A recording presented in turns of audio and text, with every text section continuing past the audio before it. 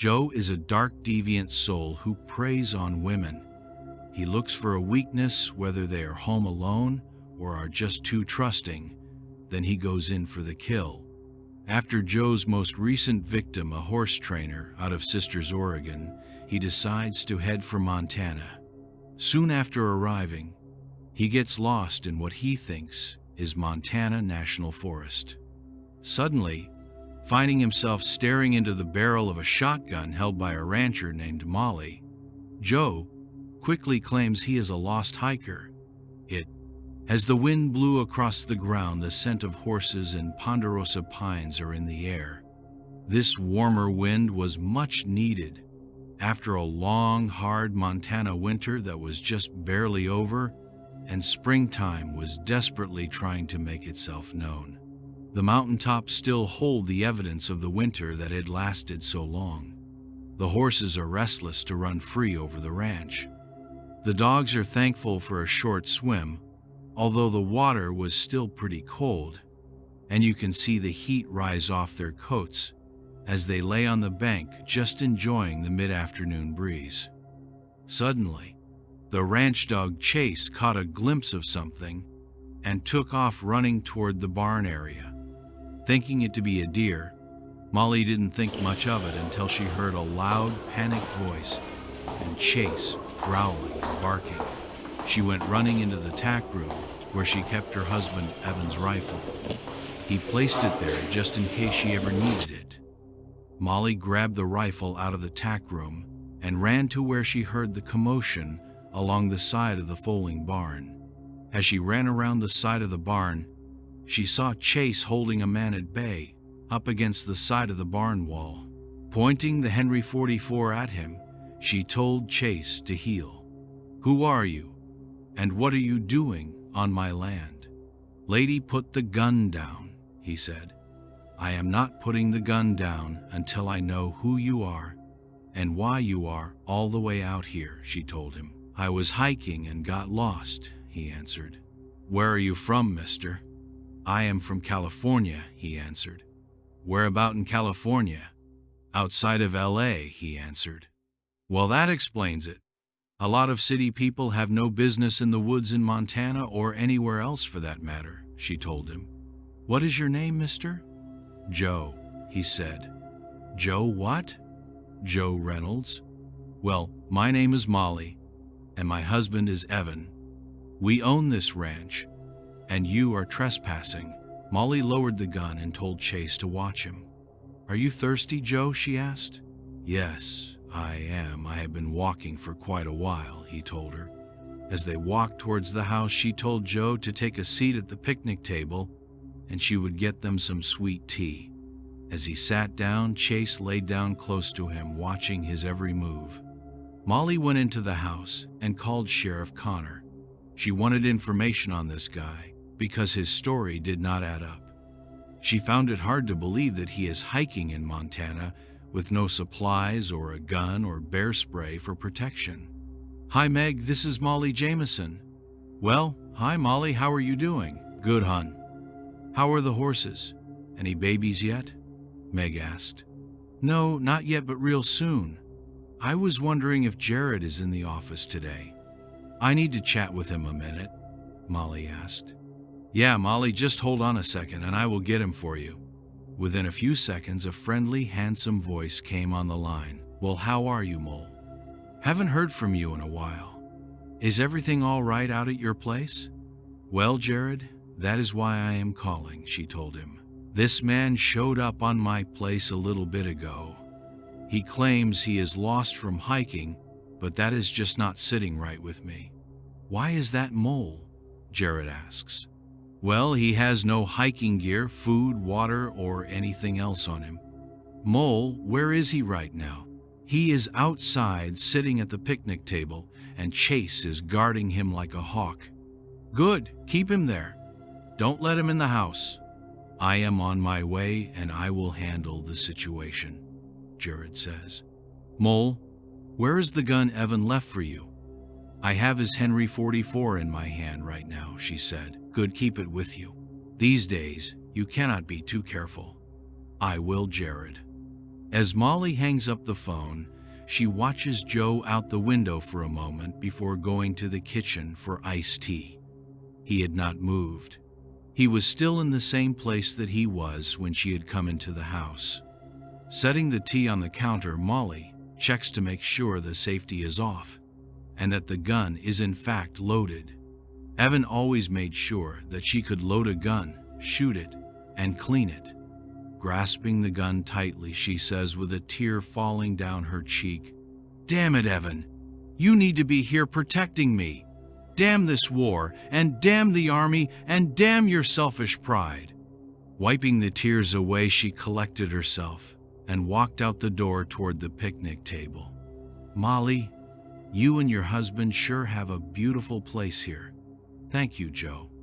This has been a dream of ours for many years, although I think that raising horses is more my dream on this ranch, and hunting is more Evan's," as she let out a small laugh.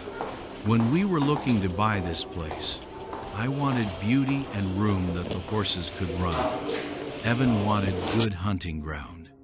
Well, Molly, he sounds like a good man. I myself like to hunt as well," he thought to himself with a smile on his face. "I am hunting you right now, Molly, and you have no clue what is going on." Taking a seat at the table, sipping on her tea, she asked, "What brought you to Montana to hike when California has many beautiful places to hike in itself?" "Honestly, I am looking to find a job in Montana, either wrangling cattle or working on a horse ranch," Joe answered. "I have been looking, but these ranchers won't take a second look at me with no experience." "But how can you get experience when no one will give you a chance at working and learning?" Joe said. "I can agree with you there, Joe," Molly told him. "So you want to relocate to Montana instead of wrangling on some big ranch in California? Why?" "Oh, well, I have always wanted to live in Montana.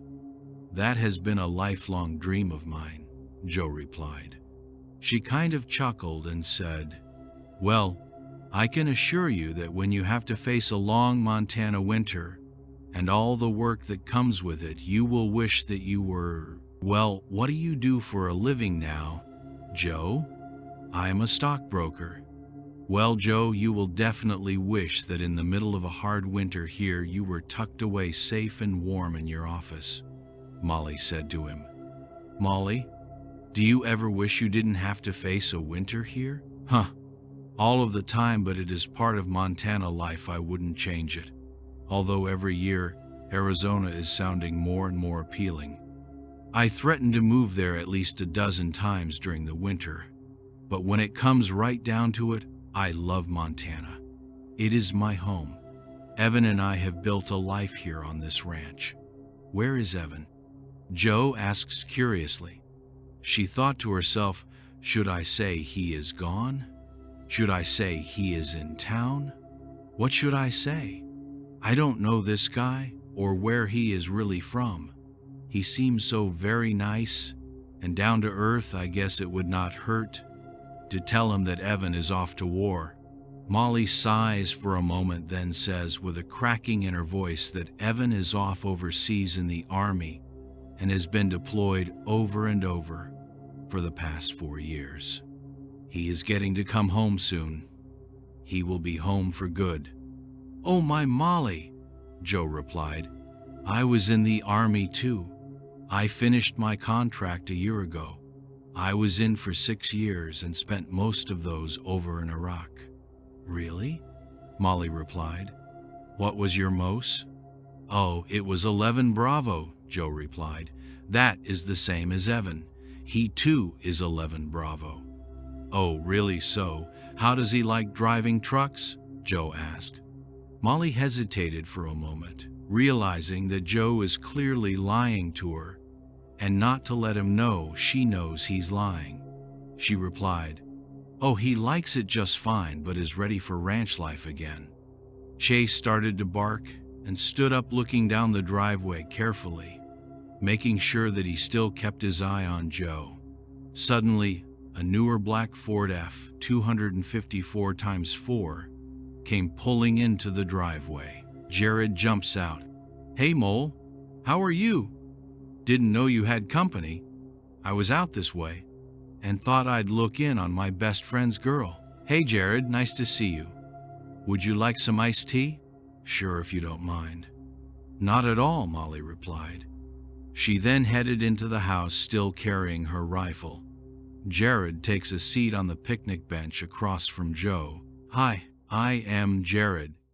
I'm a friend of Molly and Evan's. Who are you? Oh, I am Joe. I'm a friend of Evan's from the army.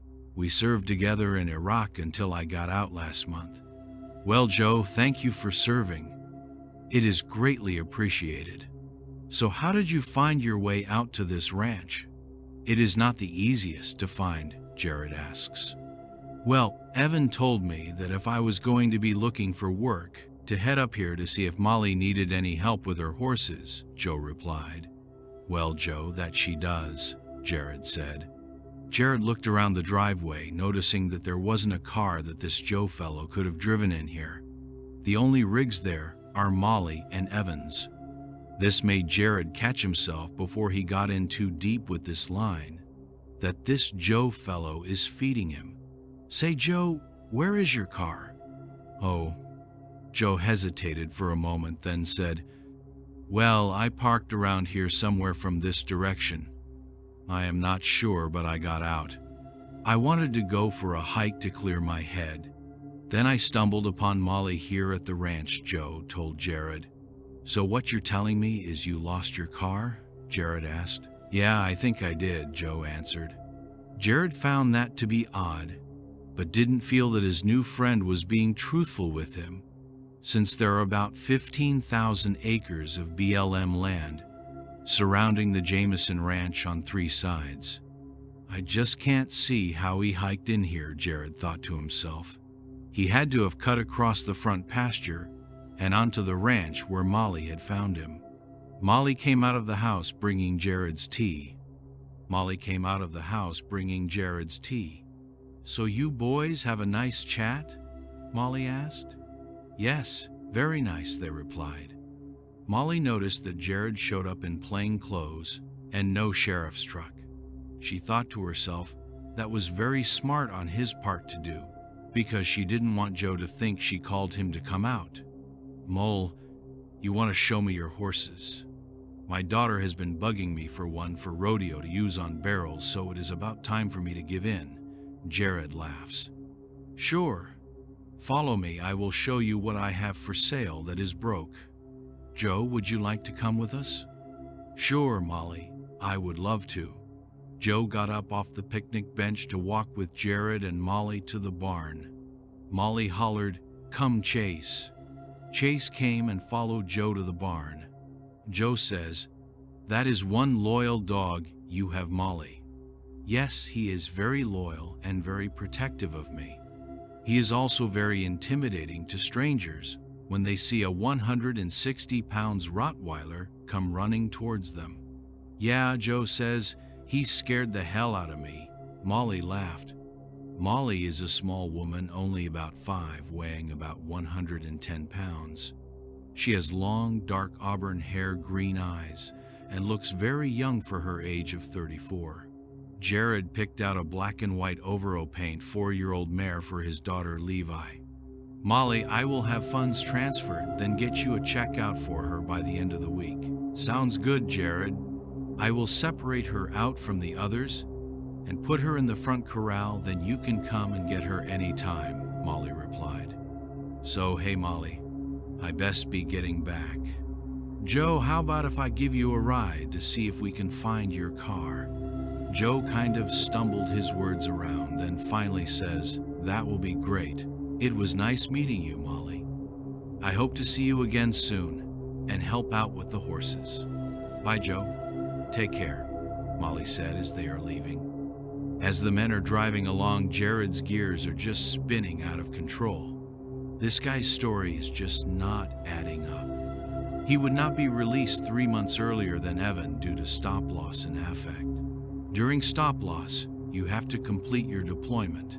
He claims he is Evan's friend and in his unit. Why is he home? Jared thought to himself. But if he was not Evan's friend, how would he know Evan is in the army and gone if he is in fact just a hiker lost in the woods? Surely Molly would not have told a complete stranger that her husband is gone in the army. Jared's thoughts are going a mile a minute. Well, we will just see what I find when I run his car license plate. Once they reached the highway stop sign, Jared asked, "Joe, which way do I turn?" Joe looked around confusingly and then said, "Take a left." So Jared decided to make more small talk with this stranger. "So Joe, how long are you planning on staying here in Montana?" Joe replied by saying, "I would like to relocate here. Seems like a lot of opportunity in my line of work." "What do you do now that you are out of the army?"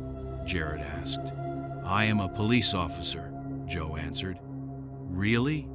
Jared said in a stunned voice. "Is that what you were in the army?" "No," Joe said. "I was a cop before enlisting." "Well, if you're looking for a job, Joe, I know the sheriff personally. Maybe I can get you hooked up with a job." "Really?" Joe says. "That would be great. Do you know what the sheriff's name is?" Jared looks at Joe, smiles, then extends his hand out to shake Joe's hand. "Joe, I am the sheriff around here." Then Jared smiles real big with this "I caught you in a lie" look. Joe looked at Jared, shook his hand and smiled back, all the while thinking that bitch called this son of a bitch and he has been playing me all along. A few miles up the road, Joe saw a fishing sign and told Jared to turn there. Jared did, and they drove down about a 1/4 mile where his car was, a Blue Eagle Talon newer car. Jared thought to himself, why a guy that was over 6 would be driving a car that is so small for him? "Okay, Joe, here you are. Thanks, Jared, for the ride. It was nice meeting you. Now, Joe, you are sure welcome to come into the office, and I will see what I can do about getting you a job." "Thank you, Jared. I will try to do that." Jared smiled, and Joe walked to the car. Jared memorized the license plate number, then, once down the dirt road where Joe could not see him, he wrote it down. Back at the ranch, Molly is feeding her horses, cattle, chickens, dogs, and cats. While standing in the barn, she heard a commotion. She thought to herself, what now? She walked to the door of the barn, saw that Skeeter and Ruby are playing tug of war with a mangled rattlesnake.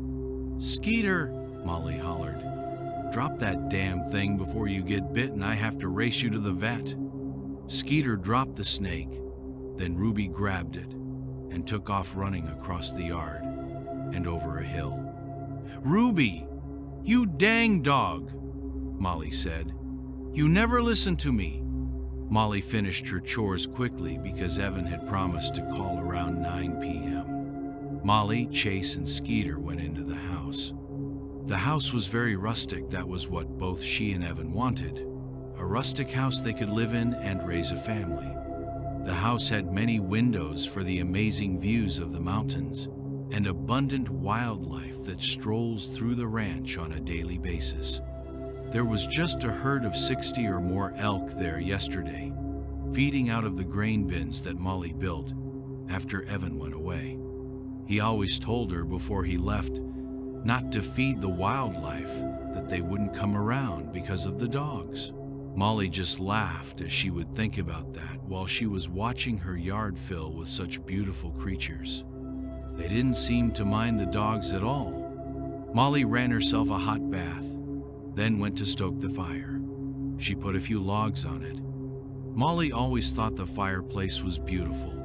She loves to sit in Evan's oversized lazy boy recliner to just watch the flames flicker and remember all of the good times that her and Evan have had in their years together.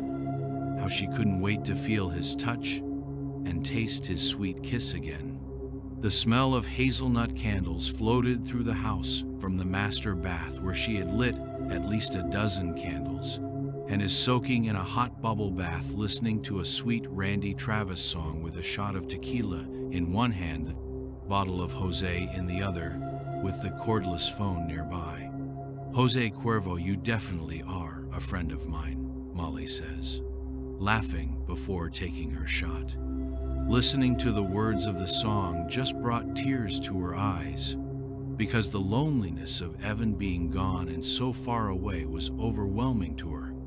She thought of him and tears started to flow while she filled another shot, then drank it down. As she filled her third shot, the phone rang. Trying to wipe away the tears, she took her last shot down, then answered the phone with a sad, "Hello? Hi, babe." "Hi," Molly said, sadness filling her voice. "What's wrong?" Evan asked. "Nothing," Molly replied. "Bullshit, Molly. What is it?" "I am just missing you." "I miss you too, babe," Evan replies. "I will be home soon, I promise. I will never leave again." "Honestly?" Molly asks. "Honestly?" Evan says with a loving voice. "So tell me what has been going on lately. Any new foals yet?" "Yes, a stud colt this evening," Molly tells him. "Whose colt?" Evan asks curiously. "It was one of Diamond's babies. Diamond is a prize-winning Appaloosa out of Molly's grandfather's stock." "Wow," Evan says.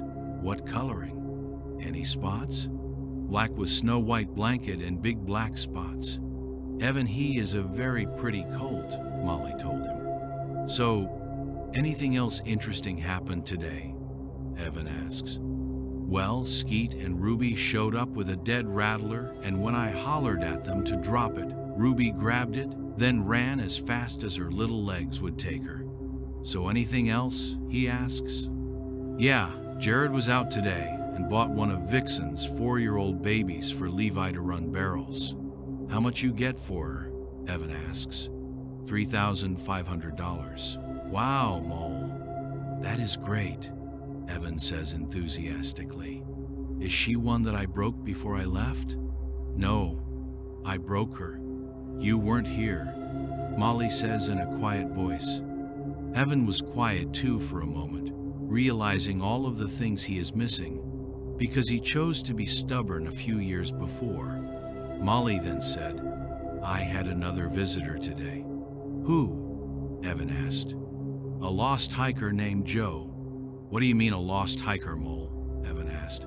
"Around our place, he must have been lost for days before he reached the place, Mole," Evan said. "No, Evan. He said he was just lost today," Molly said. "Moll, we have too many acres around our place. He would have showed up at your Gramps' place before he would reach ours. Where is this guy now?" "Jared took him to his car."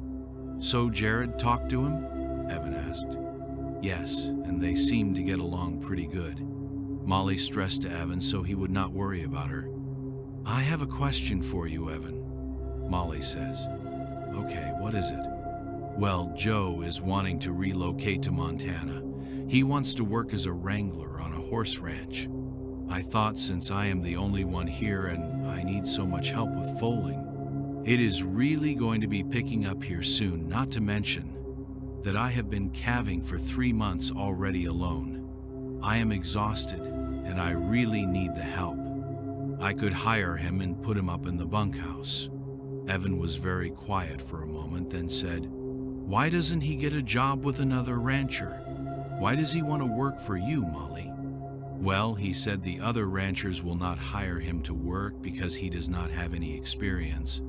"Then why do you want to hire him with no experience, Molly?" Evan asks. "Well, I am willing to train him." "I don't know, Molly. What does Jared think of this?" "I have not said anything to him." "Have you said anything to this Joe character?" Evan asks. "Number," Molly replies. "Good. Don't. I don't know if I like the idea of some strange man hanging out with my beautiful, sexy wife all day when I am so far away." "Oh, Evan, you have nothing to worry about," Molly says. "All my heart belongs to you, Evan. You know that." "Molly, that is not what I am getting at. I trust you. It is this guy that I don't trust." Evan stresses to Molly. "Evan, if you trust me, then know I will make the right decisions, that I would never do anything to hurt you." The only man that I want to feel a touch from or taste a kiss from is you, Evan. And that is not about to change anytime soon, stranger or no stranger helping me with foaling. Molly replies. Evan sat quiet again for a moment, then says, Molly, I just do not have a good feeling about this situation. It does not have anything to do with me not trusting you. I just don't want to see you get hurt, and not knowing who this guy really is, my gut is telling me to steer clear of this situation. Molly sat quiet for a moment, then replied with, I respect what you're saying.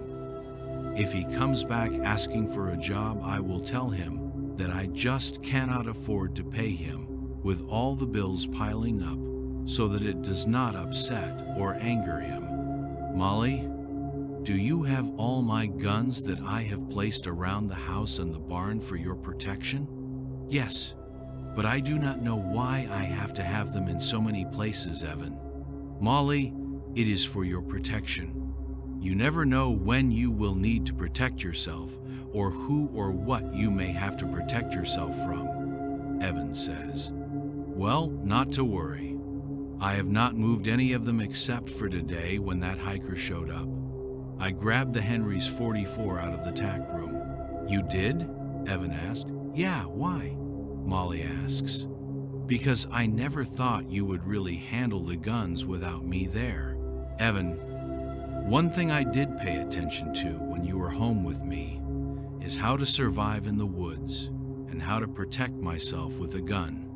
Molly replied. Evan laughs a little bit. Why are you laughing, Evan? Molly asks. Because you are a dead shot.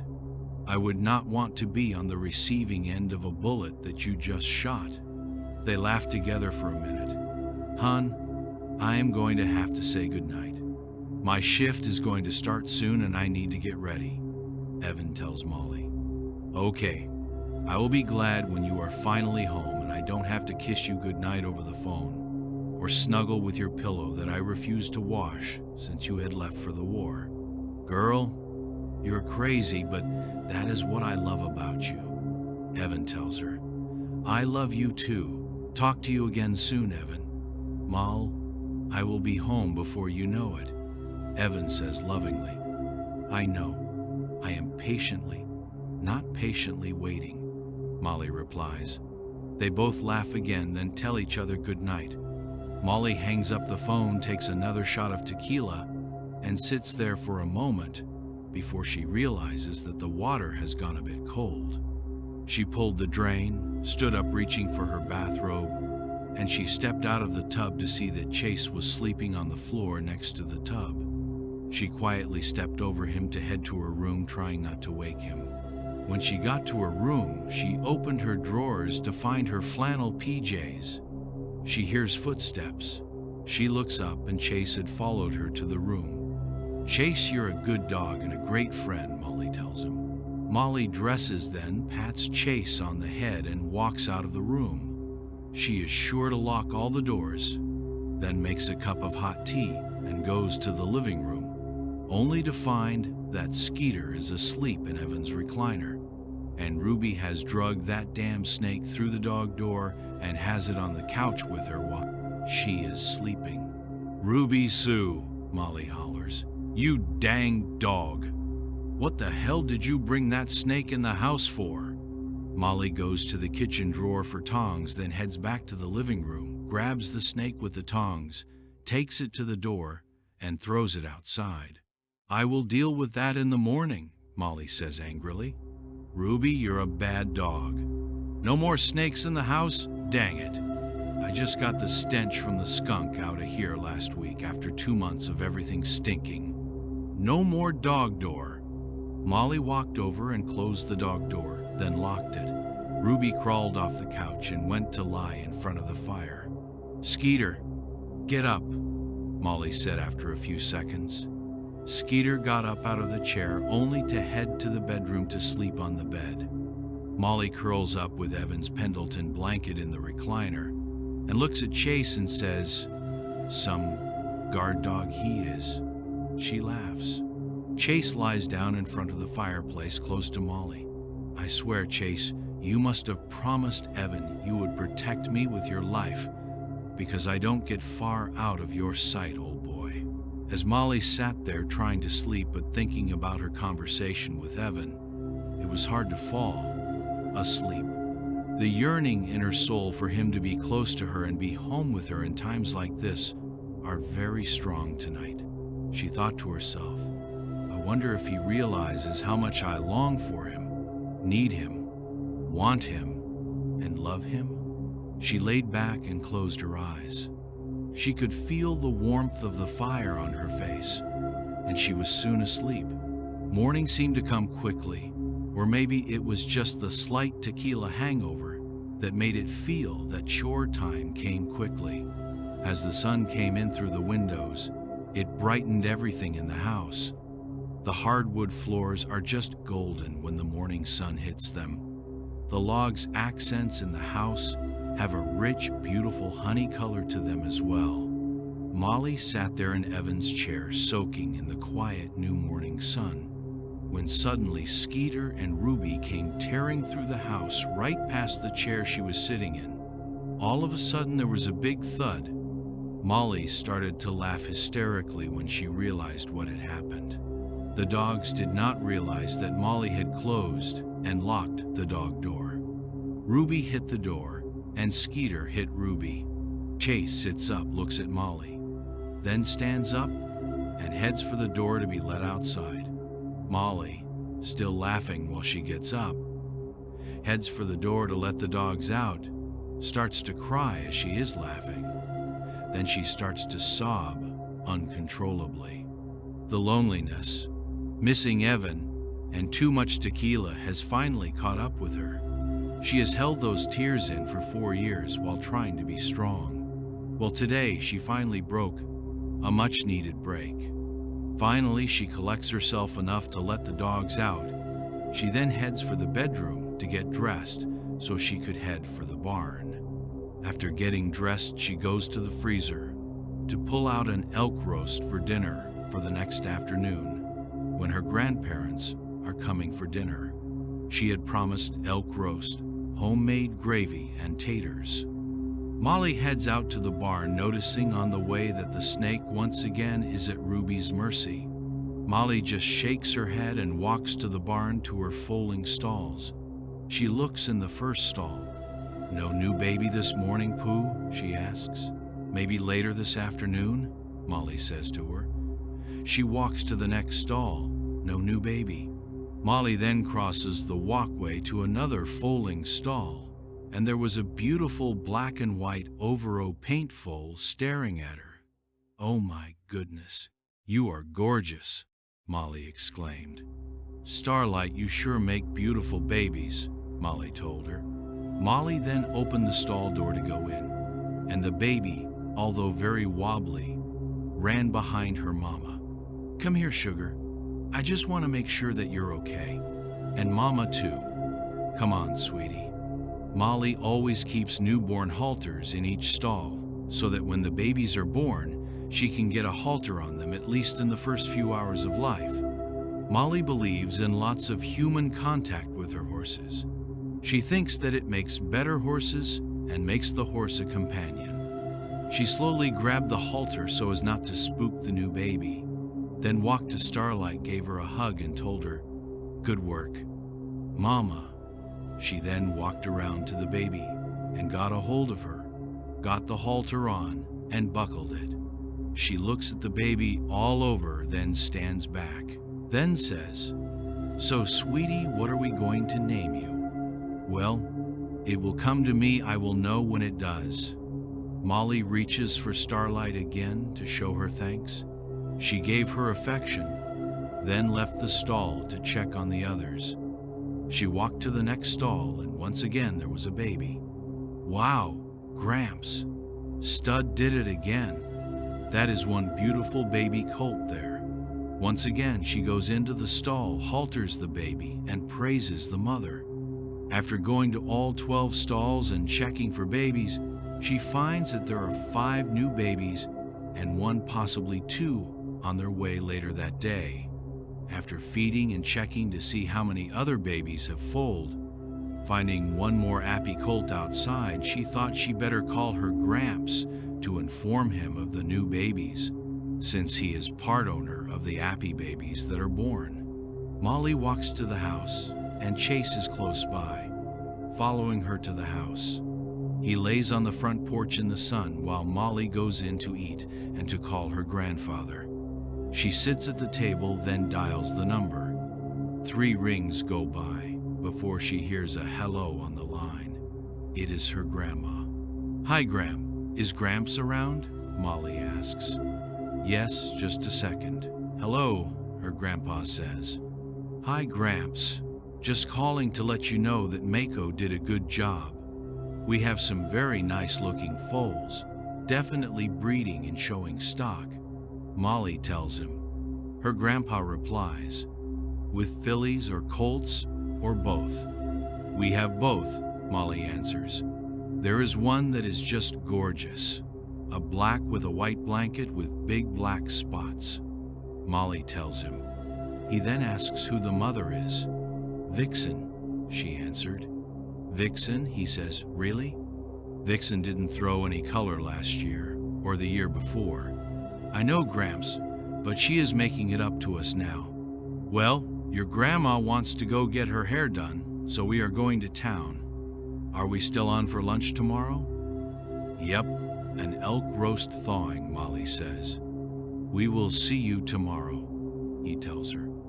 Then they hang up, and Molly heads back to the barn to check mares that are trying to deliver today. Joe is sitting in his motel room trying to figure out what his next move is going to be with Molly. He must be careful with this one. The police got too close to him with his last 3 victims in Oregon. Joe hates strong women. He wants to bring judgment on the women that he sets in his path of destruction. He hates that Molly is so arrogant around him, like she has the upper hand in the situation. For that, she needs to be punished. Molly making him look like a fool in front of that sheriff, and by holding a gun on him, now he is going to teach her a lesson that she will never forget. He fantasizes torturing her. One of his victims was a horse trainer out of Sisters, Oregon. He met her by claiming he needed a place to board his horse. Her name was Laren. She was in her early 20s. Laren did not protect herself like Molly did when caught alone. Molly is going to be more of a challenge, but a challenge that he is looking forward to taking on. Laren was an easy target. He caught her at her car leaving her place of work, asked her if she would be interested in a drink. She agreed. She invited him into her car since she knew her way around she would drive. What she was not aware of is he was born and raised in Oregon. He knew where places are that no one ever really goes. Perfect places to hide a body. As they went to leave the parking place, Laren smiled at him and said, "Where are we off to?" Joe says, "Let's head out to Black Butte Restaurant." "Okay," she agreed. Before she started to drive, she said, "By the way, my name is Laren." Joe told her, "Well, Laren, I am Pete. Nice to meet you, Pete. Ready to go for that drink?" Laren thought to herself that this guy was very handsome with his blue eyes, blonde hair, cowboy goatee, and tall stature. Laren loved those cowboys. They are definitely a weakness. If one asks her out for a drink, she usually can't say no. And a lot of the time she is waking up to a stranger, but it never goes farther than that. Joe thought to himself that this is a very pretty girl. It is going to be sad to destroy a young girl so beautiful, but I have to rid the world of women that chase men out of lust. Women that just sleep around with whoever they please. These women are against everything that his God stands for. Joe watched Laren as she was driving. She had her window down, her shoulder-length brown hair was blowing in the wind across her pretty young-looking face. She was a medium-height girl with a nice shape to her. You could tell that she was active in her daily life. They pulled into the parking lot. Joe said to her, "Hey, let's just grab a half rack of beer." I know a place down by Camp Sherman that we can sit, drink, and lay under the stars to chat. Laren was hesitant for a moment, then thought, what could it hurt? Okay, she said.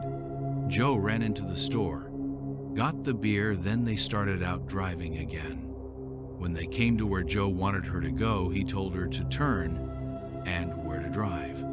It seemed like a long way from Camp Sherman, from anywhere or anyone would be, but Laren thought she has met lots of men, and no one has ever tried to hurt her before, and Pete seemed like a nice guy.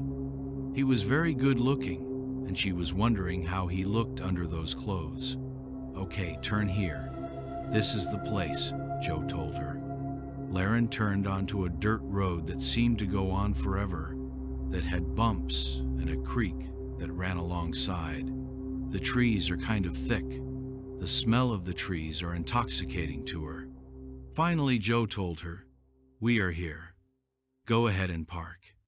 Laren parked, then turned off her car but left the radio playing. Then she opened the hatch on her car and grabbed out a full-size horse blanket. She looked at Joe, then said, it is not much, but this is all I have.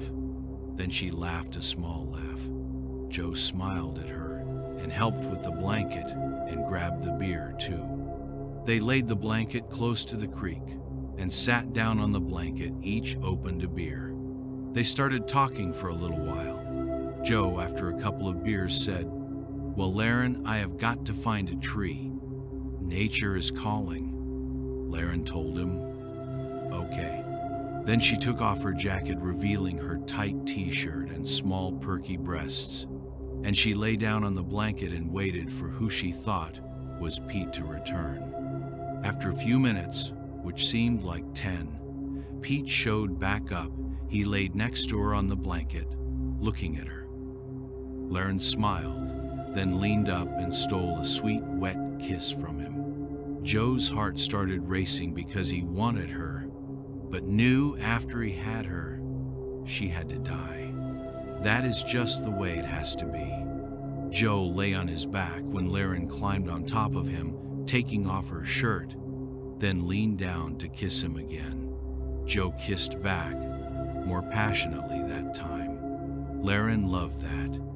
She started putting her hands under his shirt, then went down and started kissing his stomach. Then she went up to his chest. Finally, after wrestling with his shirt, they got it off. Joe was kissing Laren all over. Then he reached up and grabbed her bra. He just tore it off of her. Laren found this to be very exciting and enjoyed the roughness that this handsome cowboy is doing to her. Joe threw her back onto the horse blanket from on top of him. He started tugging on the button on her pants. Finally, they came undone. He pulled her tight jeans off and started kissing her legs to her thighs. Then he started softly biting her through her panties. Laren just moaned and begged for him to take the panties off so he could kiss her good. As Joe was kissing and biting, Laren was running her fingers through his hair. She was begging him to make love to her. Joe was so excited, he wanted her so much that he ripped her panties to shreds trying to get them off. Laren found this to be erotic. She was enjoying all of the pleasure he was giving to her, not knowing the cost was going to be at a high price. Joe could not believe how good this girl felt and how good she was making him feel. For a moment he thought he might let her go, then something came over him, and he suddenly became very angry, as if some type of darkness engulfed him. She was moaning and panting, then all of a sudden she said, "Treat me like the slut I am." That snapped Joe into an even deeper rage. Laren, not realizing, because of the alcohol, what was really going on, and that Joe has snapped, that he is not trying to please her. He is now trying to cause her pain and hurt her. He then got off of her and threw her down on her back. Laren's still unaware of what is really taking place, thinking this guy is kinky like her. And when he asks her if she likes being a slut and wants him to treat her like one, she says, "Yes, oh yes, that is the way I like it." so Joe thrusts deep inside of her. He grabs Laren's legs and puts them as far over her head as they will go. He thrusts and thrusts. He is turned on so much that he is lost in his own world. He no longer hears anything that Laren is trying to say, or the fact that his body weight on her legs pressing down on her and is cutting her air off. But Joe just keeps going and going, not noticing that Laren has passed out. Suddenly, he starts to climax. It is so intense, it feels amazing. He moans so loud as he pushes even deeper inside of her. Once he finishes, he notices that Laren is out cold, so he starts slapping her face and gets no response from her. He checks her for a pulse and finds one, so he slaps her again, and still nothing. He starts biting on her softly, then harder and more aggressive with every bite, when suddenly she wakes up and feels him biting her. This is not pleasurable or funny. She tries to push him off of her, but he is very strong. He keeps biting her all over her arms, her stomach. Then he moves down to the inside of her thighs, and he bites her there too. He was biting so hard he was drawing blood. Laren was begging him to stop and to let her up, but he would just laugh at her and kept biting her. Laren was in a lot of pain. Then he went up to her mouth, forcing a kiss. She could taste her blood. This made her panic. What the hell is this guy doing to me? She started kicking and screaming, but he just kept biting and hitting her. Then he started choking her. Laren was struggling and scratching him to catch a breath, but it did not faze him at all. He was overpowering her. He finally had enough of her scratching and squirming, then told her, "You want to be a slut? I will treat you like a slut." He said this with evil in his voice. Quickly, he grabbed her neck and twisted it in a mean, violent motion until he heard a loud crack. Then there is no more movement or sound from the girl. After confirming that she is in fact dead, he sat back against the tree next to them, lit a cigarette, and took a couple of long, deep drags off of it, filling his lungs to the brim with smoke and nicotine. He then decided, as he stared at her lifeless body, that he'd put the cigarette out on various places on her battered body. After he was done burning and torturing her, he got into the creek. He washed himself completely, then got dressed. He wrapped her body inside the full-length horse blanket and grabbed a flashlight he found in her car. He dragged her to a ravine, throwing her lifeless, bloody, and burned body over. He watched her roll over the edge, tumble down the rocks and brush, until her body finally came to a stop at the bottom in a bunch of sagebrush. He stood there and lit another cigarette, smoked it, then flicked the butt down toward where her body is laying. He went and got into her car, put in a music CD, then drove away as if nothing happened. Joe does not rape his victims. He entices them to have sex with him. Then, when he is finished using them, he tortures and murders them as if they meant nothing to anyone. As Joe was driving into Sisters, he stopped at a gas station. He dug around in Laren's car until he found her wallet with all her cash and credit cards. Pulling up to a pump, he filled the car with gas.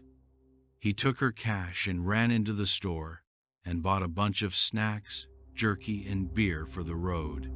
As he went to leave the store, he notices an atlas on a rack by the door. He decides to buy one so he can find a new state and a new victim. Once back in Laren's car, he looks through the atlas to see what direction he needs to head to get out of Oregon, before someone who knows his victim sees him driving her car without her in it. While Joe was looking at all the different states, he thought, "This is hard to choose just one. I think I will just have to find victims in all 50 states." As he laughs to himself while he thought about all the pretty girls that are nationwide and would be at his mercy, he looked over the map for a little while. He chose Montana. It was not too far. There are a lot of small towns, and girls in small towns are very trusting. He started the car and pulled out of the gas station heading for Montana. Unbeknownst to Molly and Chase, Joe was out in the woods watching her. He was trying to find the perfect time to catch her off guard. He told himself, "Enjoy tonight, Mole, because tomorrow is your last day." As he started to cut back through the woods to his car, he was clumsy by stepping on a branch that made enough noise that Chase heard. Chase started barking and growling, and he took off toward where Joe was standing within the trees. Molly hollered, "Chase, come, Chase," she called again. Finally, before Chase reached Joe, he turned back to obey Molly. He followed her back into the barn. Joe thought to himself, "That damn dog. How in the hell am I going to get rid of him to get my hands on her?" That evening, when Molly walked out of the barn after her chores, she leans her head back to look at the sky. To her surprise, the sky is absolutely stunning, filled with more stars than she has seen in so long. The night was very chilly. Springtime in Montana has chilly evenings and can still bring on a snowstorm or two. Molly walks slowly to the house, feeling like she is being watched. She looks around, not seeing much of anything in the dark. Chase was next to her and letting out subtle growls. The hair on the back of Molly's neck stood up. She had this scared feeling come over her. She knew something was out there, but she was not sure what it was. She walked up on the deck, opened her door, walked in, then waited for Chase to follow, and locked the door behind them. Molly immediately went to make sure everything was locked. She checked each and every room. Opening Evan's gun cabinet, she pulled out a rifle, checked to make sure it was loaded and that there are more bullets for the gun. Grabbing the box, she took the gun with her to run her nightly bath. Going to her cabinet, she got her bottle of Jose and her shot glass. After checking the house once again and not seeing anything, she decided that it must just be her imagination overreacting to the fear card. She then headed for the bathroom, undressed, lit her candles, grabbed her bottle of Jose, then got into the tub of hot water. She could feel the warmth of the water soothing her aching bones. Lying back thinking about her life and wondering what Evan was doing at that same moment, she takes a swig of the bottle and the tears well up in her eyes. She takes another swig, then wipes her tears away. Staring at the candle's shadows dancing on the wall, she is lost in thought of the good days, the laughter, and the love they share. The tears just ran down her cheeks, uncontrollably dripping off of her chin. She takes another swig of her bottle, then another, her eyes so filled with tears she can hardly see.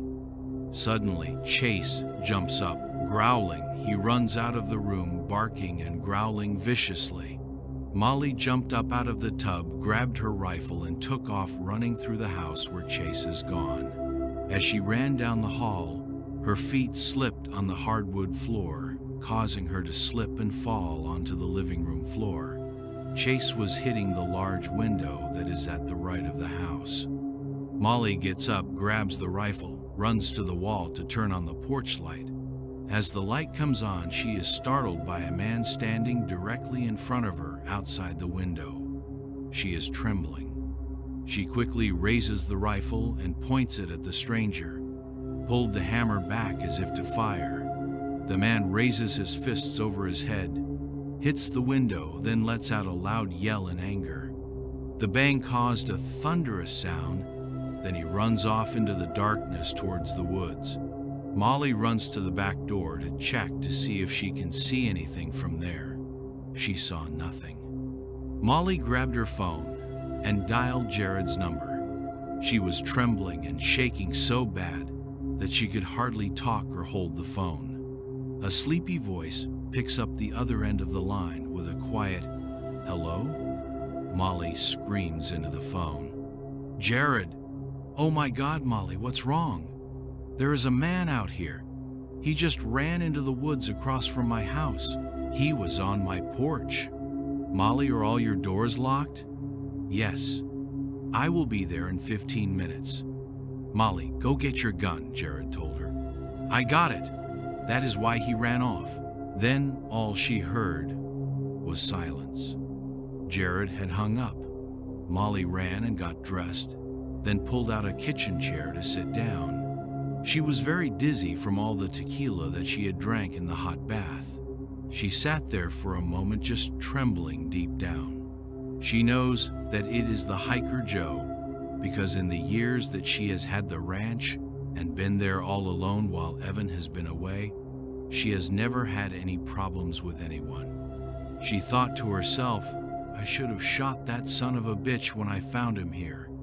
I cannot believe that I was so stupid to tell him that Evan is gone." Chase came to her and nudged her hand. Molly reached out to him, petting him and praising him for protecting her. The thoughts of what could have happened to her if she had not had Chase made her cringe with fright and fear. Molly got up, turned off all of her lights, so that if he is still out there watching her, he will not know where in the house she is. She decided not to sleep in Evan's chair. She grabbed a flashlight and went down the hall. She checked every room and window. Chase followed her everywhere she went. Chase sensed someone is there somewhere that she could not see, and he was determined to protect her from the stranger lurking outside. Molly went and got 2 of Evan's handguns out of the cabinet, a .44 Magnum Ruger and a .357 Magnum, both revolvers and the boxes of bullets too. She was going to be sure that if he came in her house, he would not be leaving without some lead poisoning. She walked down the hall to the bathroom. The candles are burned down quite a bit.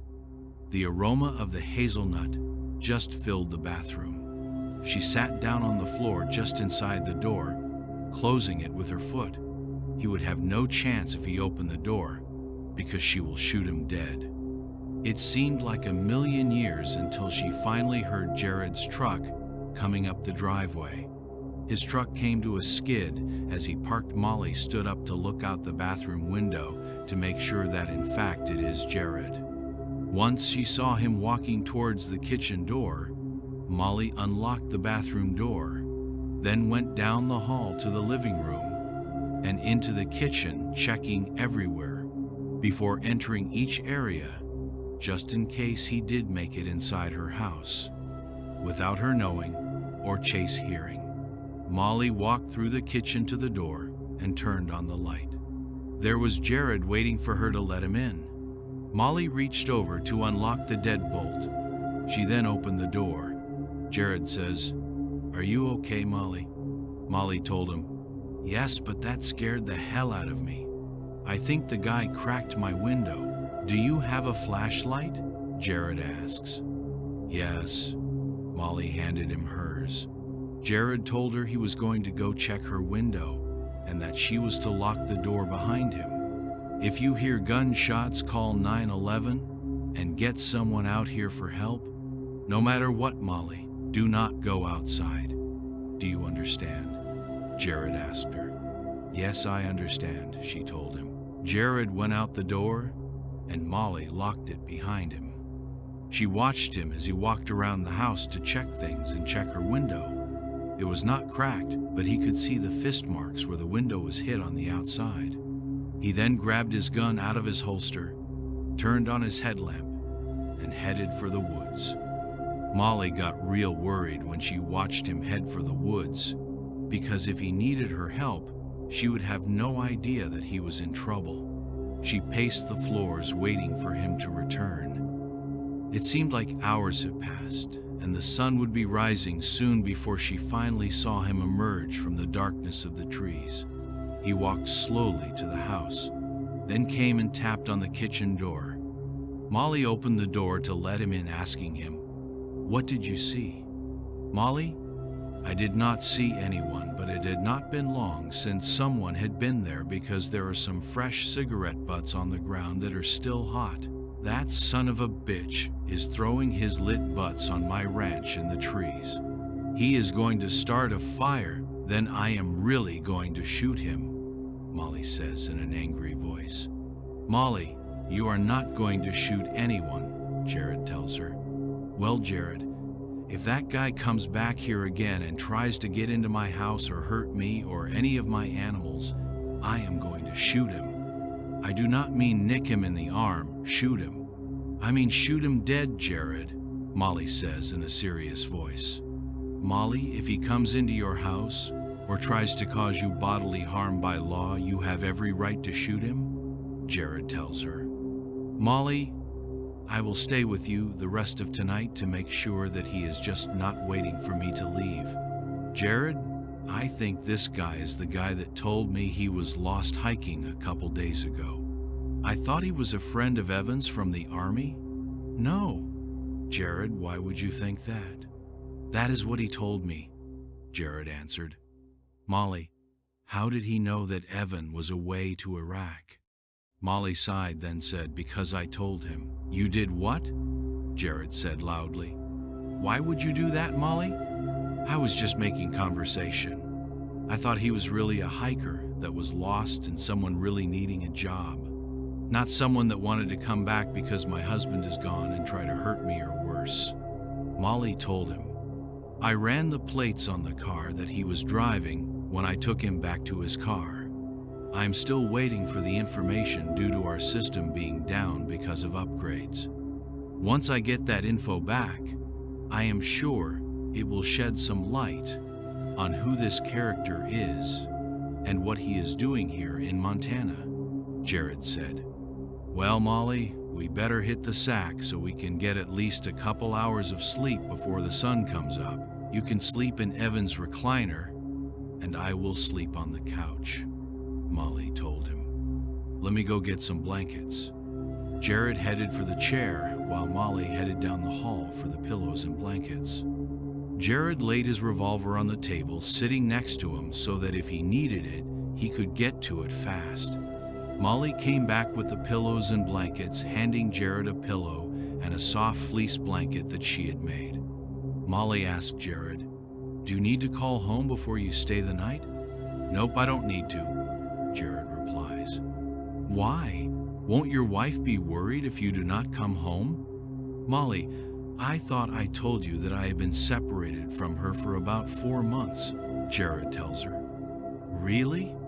Molly says. "Yep, it is better this way. We just needed to realize that it was just not working anymore.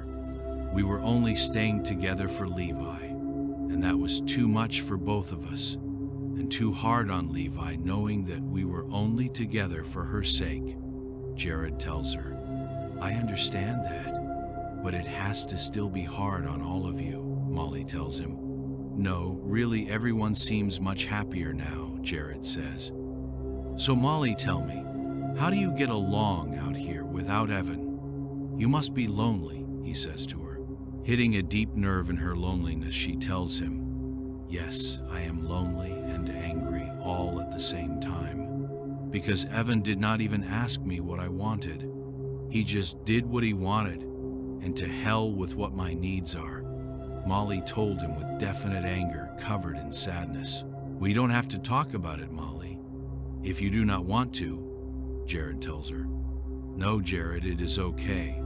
I don't mind talking about things because I have not talked to anyone about this in 4 years since Evan re-enlisted and has been deployed over and over again." Molly walks over to the fireplace, stokes it up, then adds a couple of logs to the fire. Jared stares at her while the fire silhouettes her trim, curved body. He thinks to himself that he never realized how beautiful Molly really is, especially in this vulnerable state she is in right now. Her being so strong about what is going on tonight with this guy lurking about, and she did not break even if she wanted to. She is holding it in very well. Jared finds that sexy. Molly turns to look at Jared. She asks, "Would you like something to drink?" "Yeah, that would be great, Mole."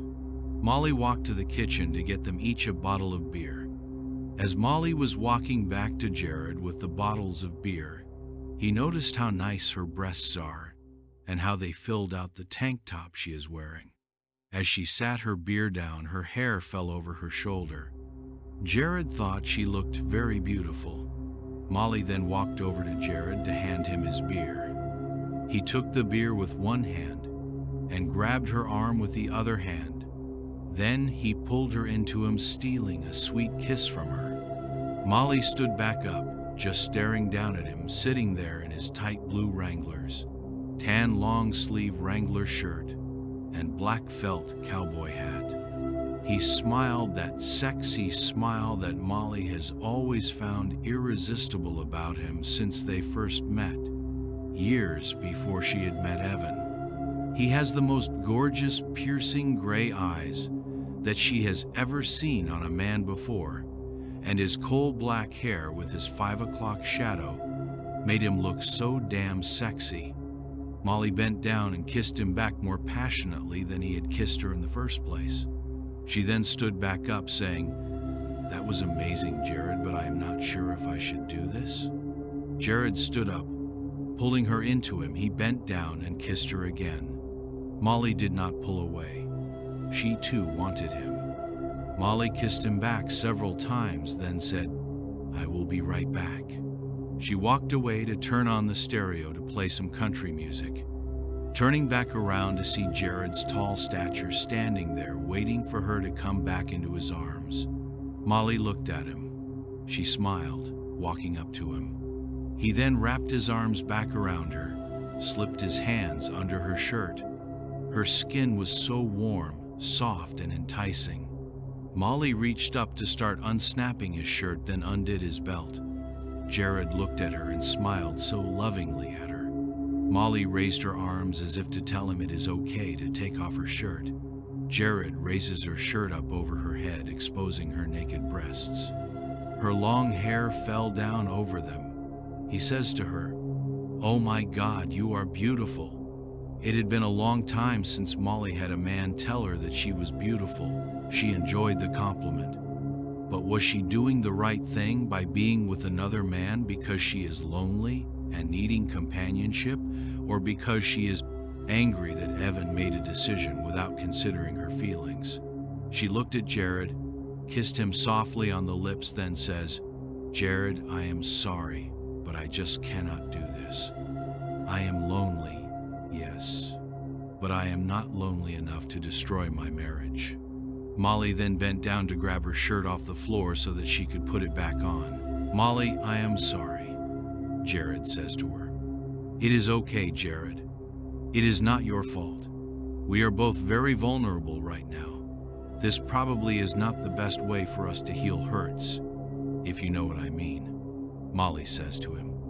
"Molly being with you was not my therapy for healing an old hurt," Jared says. "I want to be with you because I have felt something for you for many years now, but I have never acted on those feelings before tonight." Molly sat on the couch just listening to Jared. What should she do? She thought this to herself because she too has been drawn to Jared for a while. What if being with Evan wasn't the road that she really was meant to take? Her mind is just racing in circles. Evan did leave her without any kind of discussion. He told her that it was his decision to be a soldier and to fight the war in Iraq, and if she didn't like it, that maybe they should not be together. Molly forgot about that argument the day Evan left for this last deployment. He never even kissed her goodbye. He just walked out on her and left her standing in the barn crying. Even though she and Evan have spoken on the phone, she has still held that hurt from what he said to her that day very close to her heart. Molly stood up, then walked over to Jared. She grabbed his hand to get him to stand up. "Molly, it is okay. I don't want you to do anything that you do not want to do," Jared tells her. Molly looks at him and says, "What I don't want to do, Jared, is not do anything tonight, then wonder for the rest of my life if it was the right decision, or if I am missing out on the greatest man I have ever known." Jared bent down, kissed her more passionately than he has ever kissed anyone. Molly grabbed his hand, led him down the hall to her room, then closed the door. The sun came into the window, waking Molly from her sleep. She looked to the person lying next to her, then realized what she thought was a dream was in fact reality. She crawled out of bed to head for the bathroom, full of guilt for betraying Evan. Molly looked at herself in the mirror, sick over what she had done, then cussing herself for being weak by being with another man. She was fighting with her emotions of did or did she not do the right thing by being with Jared. Molly heard Jared saying her name, then a light knock on the bathroom door. Molly, wiping her face from all her tears, then opened the door. Jared was standing there in his unbuttoned jeans, no shirt and muscled chest. He smiled at her with his sexy little smile, and she then felt a calm come over her, so she smiled back at him. He put his hand on the door to push the door open so he could wrap his arms around her waist. He pulled her into him. Molly did not resist. The guilt she was feeling slowly started to fade away while Jared leaned down to kiss her gently. Molly looked at Jared, then asked him in a quiet, crackling voice, "So now what? Where do we go from here?" Jared looked at Molly sweetly and said, "Molly, that is up to you. When you know what you want to lose or gain, then you can let me know, okay?" Molly looked at the floor, shaking her head in agreement. Jared asked her if he could take a shower. Then he was planning on going and looking for the man that was at her ranch the night before. Molly suggested that he take one of her horses. Jared agreed. Molly went to leave the bathroom, then slowly turned around and said, "Jared, if I choose you, then I need to let Evan know that I want a divorce when he calls me again. I will let him know where we stand." Jared smiled at Molly, then climbed into the shower. Molly went out to the living room to look out the window to see if she could see anything from the night before, but she saw nothing. She opened the kitchen door to let the dogs out. Molly locked the deadbolt on the door again. She stood there staring out the window, thinking of the decision that she needs to make and make soon. Tears fell down her cheeks, but the emptiness she has been feeling since Evan left for the war has finally started to lift. Thinking about the tenderness and the passion that Jared showed her last night put a smile on Molly's face. She could hear the water running in the shower as she walked down the hallway to the bathroom door. Taking in a deep breath, she opened the door as she walked through the thick steam from the hot shower she was taking off her clothes. Once reaching the shower, she softly pulled back the curtain and said in a quiet voice to Jared, "So handsome, is there any room in here for me?" Jared smiled, then reached his hand out to her. Jared wrapped his arms around her once she was in the shower. He pushed her hair away. He started kissing her neck passionately. Warmth of desire just ran through Molly's body, feeling his touch, his kisses all over her. He then started kissing her mouth while putting his hands on her head to bring her closer, deeper into him. His kisses are taking her breath away. The more he kissed her, the more she wanted him. She started kissing his chest and farther down his stomach, then to where he anticipated her mouth, her lips being. Once she started, he let out a moan, letting her know that he was consumed by pleasure. He reached his arms down to her, scooping her up into them, and stepped out of the shower, carrying her wet body against his. He headed for the bedroom. Pushing the bedroom door open with his foot, he walked to the bed. Laying her down on her back, he then bent down to kiss her breasts. He started kissing her down her naked, wet body to her sweet spot. Molly was just waiting to feel the warmth of his mouth, and suddenly there it was, and she gasped in delight. He knew just how to please her. She let what he was doing just consume her from head to toe. She moaned loudly as she climaxed. He then started kissing her thighs. He went back to her sweet spot again, and the intense feeling was overwhelming. Then she climaxed again. Feeling the rush run ramped through her body, she reached out for him to come to her. She wanted to feel him inside of her. As he started making love to her, she was filled with desire. anticipating satisfying him like he had her. When they are finished, they laid there holding each other in the quiet of the morning. The dogs started barking, and they took off running around the house. Jared jumped up and threw his pants on. By that time, Molly was headed down the hall with a 357 in her hand. Before she reached the end of the hallway, she heard knocking on the kitchen door. Molly ran back down the hall, put her bathrobe on, grabbed the gun again, then headed back down the hallway to go answer the door. Jared says, "Molly, who is it?"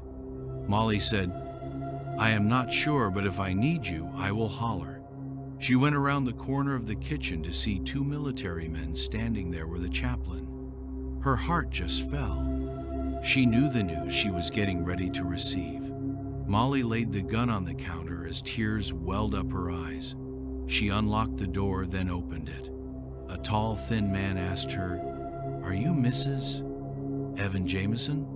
"Yes," Molly answered with a tear-soaked voice. "We are sorry to tell you this, Mrs. Jameson, but your husband, Evan, was killed yesterday by a suicide bomber." The other gentleman standing with him handed Molly a folded flag, then told her, "We are sorry, ma'am, for your loss." Molly fell to her knees, sobbing uncontrollably. The chaplain was a short, older gentleman. He got down on his knees and started to pray for her. Jared was standing at the end of the hallway, out of sight, listening to the news that Molly just got. He leaned up against the wall when tears filled his eyes too. He had known Evan all of his life. He was angry at himself because when Evan left, he asked Jared to keep an eye on Molly. Then what did he do? He seduced her the day that her husband had actually died. He became furious with himself. Suddenly he heard the door close, then a bunch of glass breaking. He ran into the kitchen to see Molly sobbing uncontrollably, grabbing anything she could find to break against the wall. There was glass everywhere. Molly started screaming, "He is dead, and I was making love to you." Why, he was dying. While he was dead, oh my God, what did I do? Jared went to her, trying to hold her and console her for the hurt she was feeling. But Molly just pushed him away from her. She went to walk away, then turned around and said, "Jared, get dressed. You need to leave. I need to be alone right now. I have family to call. I cannot deal with seeing you and regretting what I have done." She was yelling. Jared just stood there listening to her. He knew not to take what she was saying personal, because she was just given horrible news. This is her way of dealing with that news. "I never cheated on Evan, ever," Molly screamed at the top of her lungs.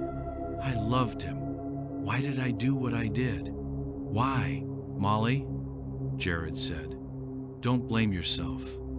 Evan chose to go to war, not you. He chose his destiny. He knew when he enlisted that there was a chance that he may never come home, and unfortunately, he isn't. You cannot stop living or blame yourself for what happened with us. Evan made his choice. He didn't even talk to you about it. He never once took in consideration of your feelings or what you would go through if he was killed over there. Do you get that, Jared?" Molly said in a quiet yet stern voice. "Please leave. I want to be alone right now." Jared went to walk past Molly as she stood against the wall. He bent over, kissed her cheek, then went into the bedroom to get dressed. Molly stood there waiting for Jared to leave. She did not want to show too much weakness in front of him while he was in her house. Jared walked out of the bedroom past Molly, turned to her and said, "I am going to take one of your horses to go see what I can find. I will be back in a few hours." Molly just shook her head in agreement. She listened as he went out the door. She waited for the door to close. Then she slid down the wall to the floor, crying uncontrollably, clenching the flag she was given to her chest. Jared walked out to the barn, thinking about what had happened between him and Molly. He felt no regrets. The only regret he felt was that Evan had died before Molly could make it right with him. He went out to the back corral and caught Molly's Appaloosa gelding, named Apache. This gelding was beautiful. He was jet black with a snow-white blanket and big black spots. The horse was very muscular. He has been used in the harsh terrain. That is what Jared needed. A horse that he could depend on. He walked up to him with a rope halter. He haltered him, then led him into the barn to saddle. Jared found a water canister hanging in the tack room. He went to the water faucet. He rinsed the canister, then filled it with fresh water. Draping the water canister over the saddle horn and putting his rifle into the scabbard, he then grabbed the reins, turned to lead the horse out of the barn. Once out of the barn, Jared threw the reins around Apache's neck and climbed on. He gave him a little nudge, and they started heading towards the trees. Skeeter started to follow, but Jared hollered at him to stay home. Molly was standing in the window, quietly watching Jared ride away, tears rolling down her face. Molly sat in Evan's chair to put on her boots so she could go to the barn to do her chores. She told herself, "Molly, wipe the tears away. Get tough. You have work to do and a funeral to plan." Molly grabbed her coat. It looked like it was going to be cold out. As she started towards the door, her phone rang. She cringed at thinking who it might be or what it was about. She walked to the phone and picked it up with a quiet, sad hello. "Molly, this is your grandma. We're going to be heading up your way for your grandfather to check out the new horses and to have lunch with you. Grandma, I have some bad news to tell you, but I will not tell you on the phone. So when you all get here this afternoon, I will let you know what is going on, okay?" "Okay," her grandma replied.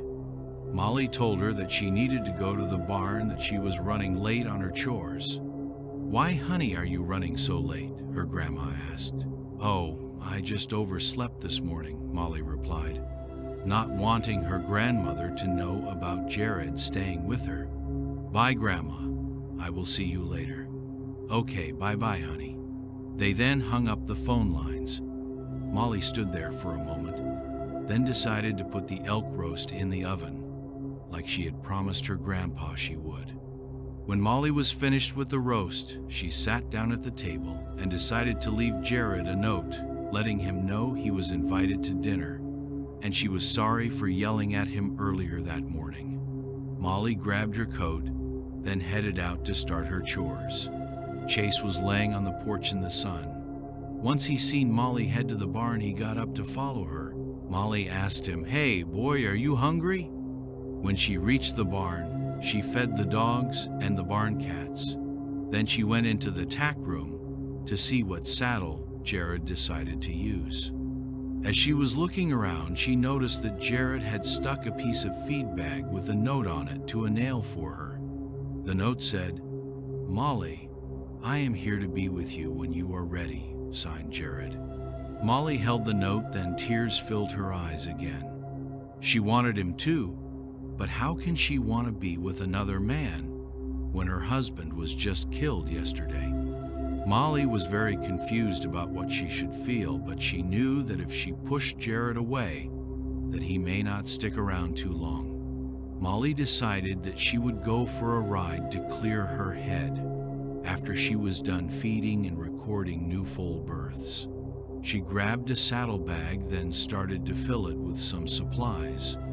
When she opened the grooming cabinet and saw that Evan had stashed her gun, a .38 Special, that he had bought her a couple Christmases ago, Molly grabbed the gun, opened the chamber to see if it was loaded. It had 5 rounds. Molly put the gun into the saddlebag just to have it on her ride. Molly also put the note that Jared left her in the bag too. She went to the med fridge, got out 2 bottles of water, some jerky, and a package of crackers. Molly always kept snacks in her barn in case she ended up staying the night in the barn with a new foal. She hung the saddlebag over one of the stall doors while she went out to get her horse Ochoko from the corral. Ochoko is a medium-built gray Appaloosa gelding with a sweet temperament. Molly loved to ride him because he was very sure-footed in the mountain terrain. She had no problem with getting him to cross water or go up steep grades. She brought him into the barn, then started saddling him. Chase was lying down in the barn watching her. She grabbed the saddlebag off of the stall door, tying it to the saddle. She then went into the tack room to put the lead rope away, then grabbed her leather gloves and hat. She heard a ruckus going on, then Chase started yelping. Molly dropped her hat and gloves, then ran out of the tack room door to see what was going on. Joe was standing over Chase with the pitchfork in his hands. He had stabbed Chase with the pitchfork. Molly ran back into the tack room to get the Henry's .44. She was looking for it, but she could not see it, then remembered that she left it in the house. "Oh shit!" she yelled. Turning around, she saw Joe standing there. "Hi, Molly," he says in a devilish voice. "Joe, what are you doing here? And why did you hurt my dog?" "I hate that damn dog," he tells her in a low, evil voice. "Why?" Molly asked. "He is in my way of what I want," Joe replied. "What is it that you want, Joe?" Molly asked. "You?" Joe said loudly. Then he ran towards Molly to tackle her. Molly grabbed a piece of wood that she had used to hold up the grain bin lid and hit him in the head with it as hard as she could. Joe fell to one knee, trying to gather his thoughts. Molly went to run past him. She was trying to get to the saddlebag for her .38. That is her only hope at this point. As Molly ran past him, he grabbed her leg and she fell to the ground. Before Molly knew it, Joe was on top of her, choking her. She was trying to hit him, and the more she hit him, the madder he was getting. Finally, she was in the position that she could knee him in the groin. He fell off the top of her. Molly finished pushing him off of her, and she gathered herself from being choked. She was coughing and trying to get to Ochoko to get the gun when she heard Joe coming. Molly was looking around for something she could use as a weapon. She caught a glance of the pitchfork leaning up against the stall across the aisle way. Molly went for the pitchfork. She got the pitchfork's wooden handle in her hand with a tight grip. Joe came after her again. Molly swung the fork at him as hard as she could, hitting him in the face with the fork, knocking him to the ground.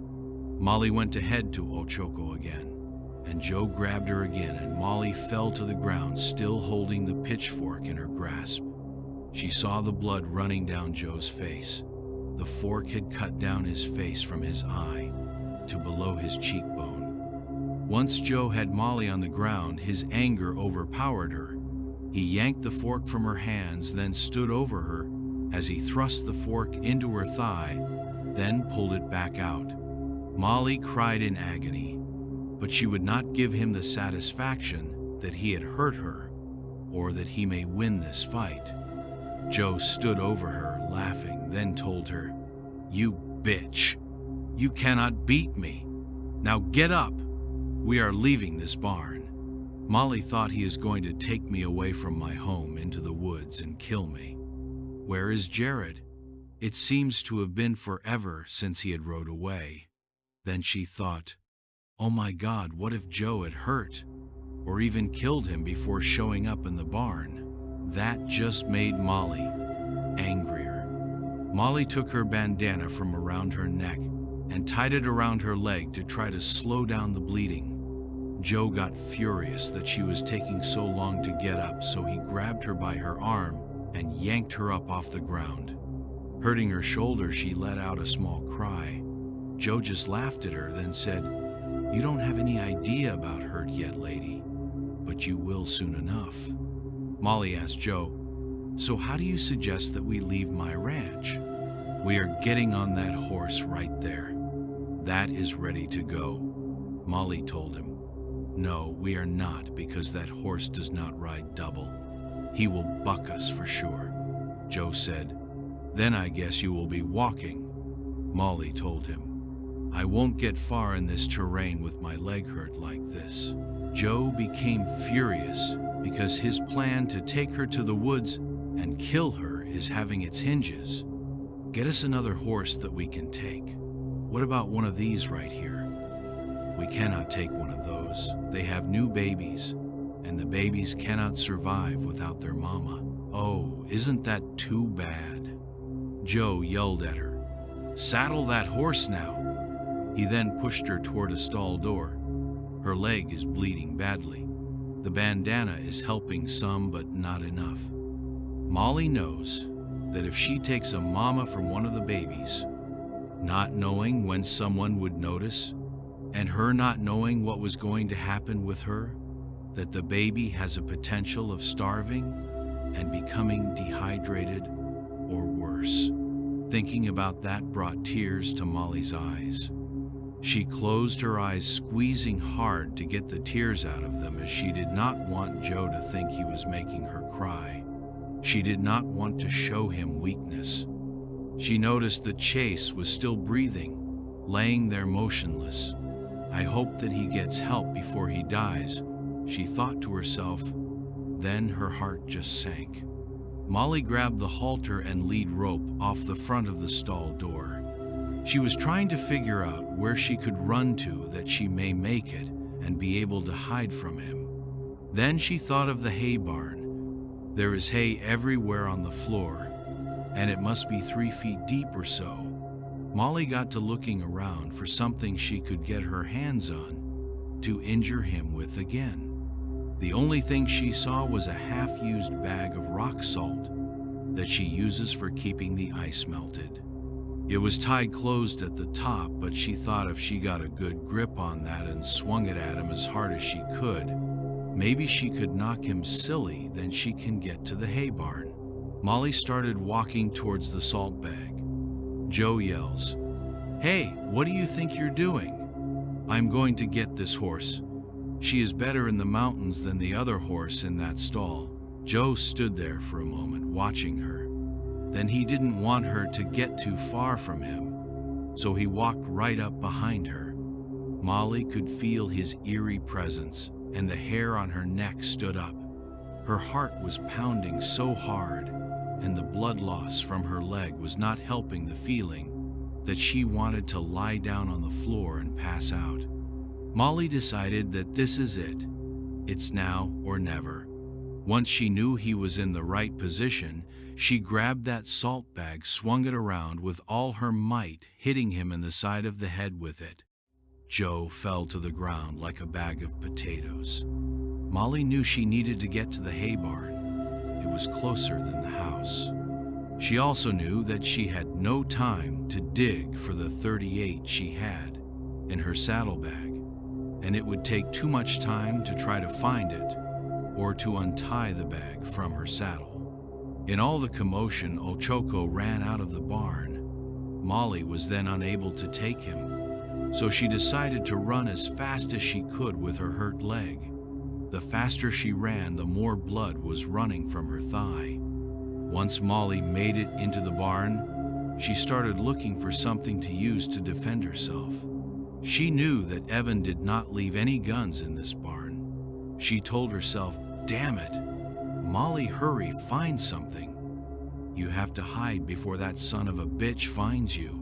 Then she noticed hanging off of a bale of hay was a hay hook. She grabbed the hook, then found a deep spot of hay to bury herself under. She did not want to hide in the tractor or the stacked bales, because he would find her in those places.